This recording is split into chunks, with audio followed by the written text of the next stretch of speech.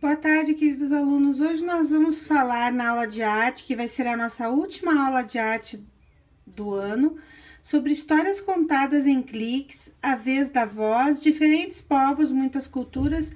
O que é cultura? Uma lição, muitas formas de ensinar. Personagens que se encontram. Páginas 201 a 215 nós vamos estudar. Então vamos lá. Histórias contadas em cliques. Se vocês conversarem com os avós de vocês, eles vão falar para vocês das telenovelas, que foram o início das histórias contadas com imagens na TV. Elas eram feitas como histórias em quadrinhos. Em vez de serem desenhadas, as atrizes e os atores eram fotografados e depois os balões de fala eram incluídos. Então, assim que a televisão funcionava, não eram as imagens e movimentos, muitas vezes em tempo reais, como acontece hoje, em tempo real, como acontece hoje.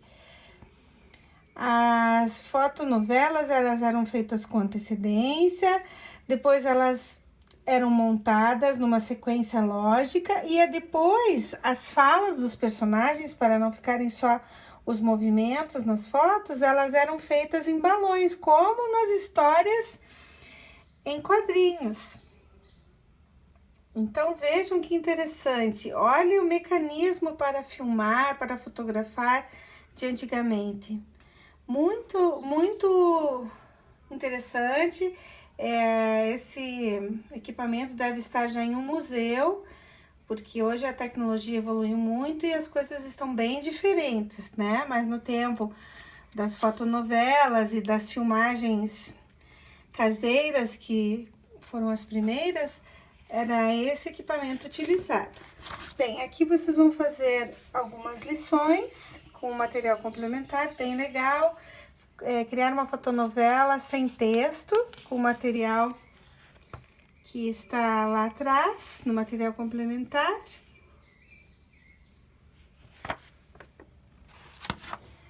Aí, agora nós vamos falar de quando surgiu a voz na fotonovela. Bom, a gente já conheceu muitas formas de contar história usando apenas gestos, né? Sem fala. Agora, você já imaginou como é contar histórias usando apenas a voz? É o que faziam os atores e atrizes das radionovelas, também dos tempos dos nossos bisavós e avós. Não existia TV na época das radionovelas, ou foi juntinho que surgiu ali a TV, juntinho com o término da radionovela. Então, as pessoas na radionovela faziam vários personagens e esses personagens, eles eram narrados por um narrador e cada personagem tinha sua voz e ia fazendo uma ação, só não precisava dramatizar por gestos, mas ia fazendo uma ação que ia sendo narrada, ia sendo falada por cada um. E assim as pessoas que estavam escutando iam imaginando o que ia acontecendo, de acordo com a voz. Então, só com a voz, vejam, as pessoas iam tendo uma ideia do que estaria acontecendo na história. Cada pessoa ela tem um timbre diferente, por isso que a voz é uma característica própria de cada pessoa. Do mesmo jeito que o violão e o chocalho têm sons diferentes, cada pessoa tem uma voz. Então, na radionovela, o que distinguia um personagem do outro eram as vozes. Algumas podiam ser mais potentes, mais fortes, outras podiam ser mais delicadas. Dependendo da situação, nós podemos falar mais alto ou bem baixinho. Como cada personagem é diferente, as atrizes e os atores, eles precisam também ter essas técnicas vocais para se apresentarem melhor e do seu jeito, né, a cada personagem. Então, eles têm que fazer também várias oficinas, que são chamadas assim, para que eles aprendam a fazer personagens e vozes diferentes, muitas vezes que o seu personagem exige. Então, como a gente já viu, as radionovelas eram histórias contadas apenas com a voz, depois veio a televisão, que se tornou mais acessível para a maior parte da população, e foram substituídas pelas telenovelas, que passaram a contar história combinando sons com imagens, que é o que a gente vê hoje. Então, hoje já é uma evolução da radionovela e da fotonovela. Hoje nós temos as telenovelas, que são novelas próprias da TV, que tem personagens, que são movimentos reais que acontecem, e a voz é do próprio personagem. Bom, nós temos aqui fotos de diferentes povos manifestando a sua cultura, o seu folclore. Aqui é o Carnaval de Barranquilha, na Colômbia. Olhem que colorido, que alegre. E aqui nós temos o balé do Camboja, conhecido em todo o mundo por seus movimentos delicados com as mãos e figurinos, cheios de detalhes. Olhem só. Então, cada povo tem a sua cultura, o seu folclore, as suas danças típicas. O que é cultura? Cultura é uma maneira que a pessoa adquire as informações do seu povo, da sua característica do local onde mora, através do que é passado de geração em geração, através de livros, visitas a museus, espetáculos, vendo as danças, vendo o teatro.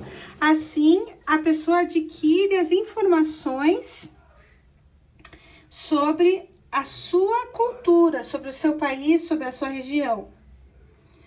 Nós aprendemos muitas coisas na escola, né? Mas também aprendemos muitas coisas convivendo com outras pessoas. As manifestações culturais também podem ser passadas de geração em geração.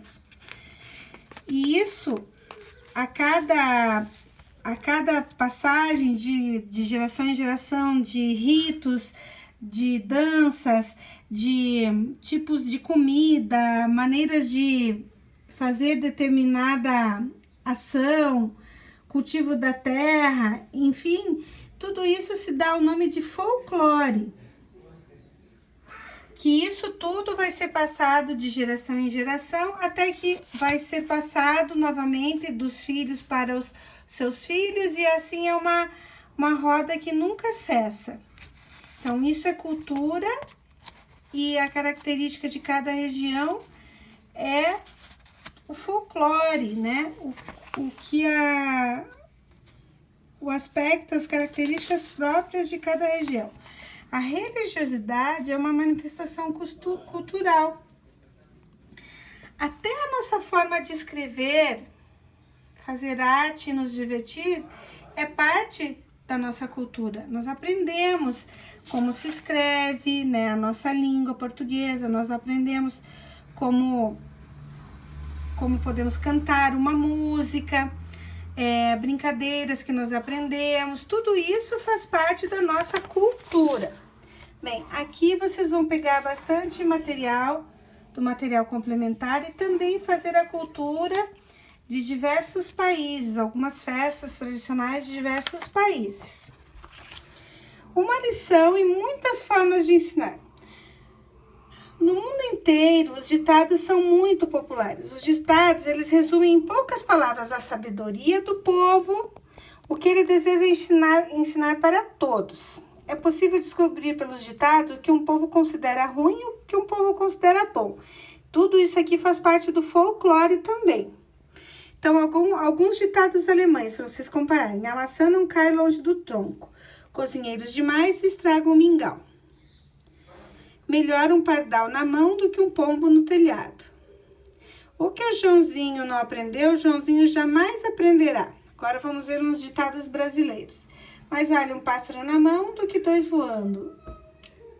É de pequeno que se torce o pepino. Então, as coisas são ditas da mesma forma, só que em duas línguas diferentes, né? Então, aqui vocês vão fazer a associação, bem interessante. Personagens que se encontram no nosso folclore, na nossa cultura. Nós temos a Mãe d'Água, que ela aparece nos lagos e nos rios, montada sobre crocodilos verdes, peixes coloridos e botos cor-de-rosas. Ela namora e hipnotiza os homens jovens com seu olhar para depois levá-los até o fundo das águas. Isso aqui é uma lenda que também faz parte do nosso folclore. Então, vocês vão preencher aqui os pontos para ver como que vai formar a Mãe d'Água. Então, o nome da personagem das histórias brasileiras que aparece aqui, vocês já sabem, é a Mãe d'Água. Ela faz parte da nossa história, do nosso folclore.